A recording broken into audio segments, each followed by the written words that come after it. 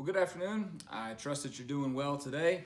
And I don't know about you, I'm getting very excited about Sunday, the opportunity to meet back together again, and looking forward to that so much so.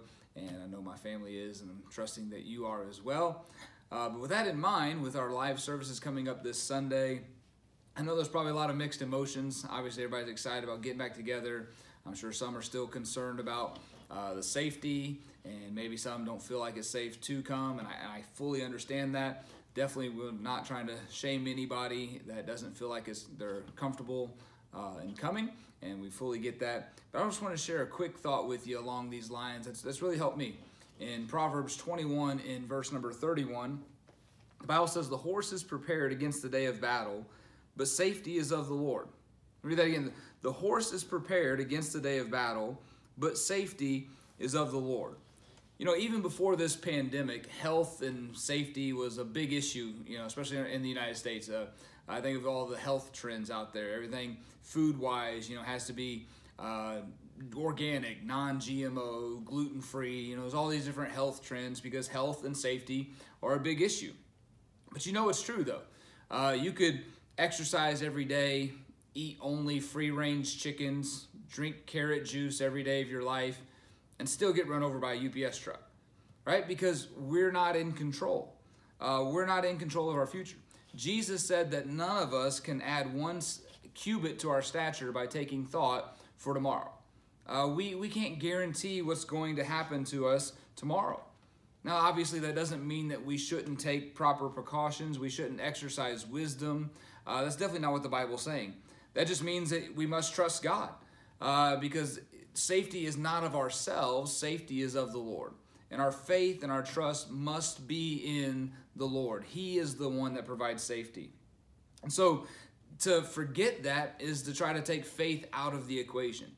In Romans 14, verse 23, the Bible says, "Whatsoever is not of faith is sin."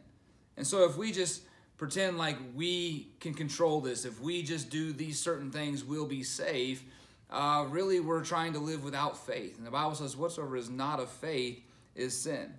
And so, yeah, we ought to take the proper precautions. We ought to exercise wisdom. The indication of the text is that we are to prepare for battle. The Bible says that the horse is prepared against the day of battle. So, that's a good thing. It's a good thing to be prepared for battle. We're not told to run from the battle. We're not told to avoid the battle. We're told to do everything that we can to prepare for the battle, and then we must pray and trust the Lord for safety. Trust God to provide the safety. So it's a good thing to make preparations. We can't let the fact that there is a battle cause us to live in fear.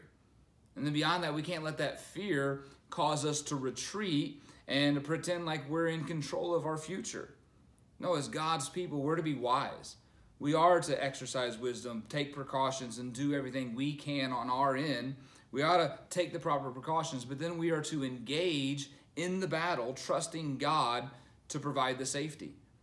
I tell you, it brings a peace and a calm knowing that safety is of the Lord, that it doesn't all rest on me, that I am not responsible for it, that I do what I can, be wise, exercise discernment, but ultimately I'm just trusting God to provide the safety. Look, I'm really looking forward to seeing everybody on Sunday, but will you join me in praying that God will provide the safety, that God will keep us safe as we move forward in serving Him. May God bless you. Looking forward to seeing you on Sunday. Have a great day.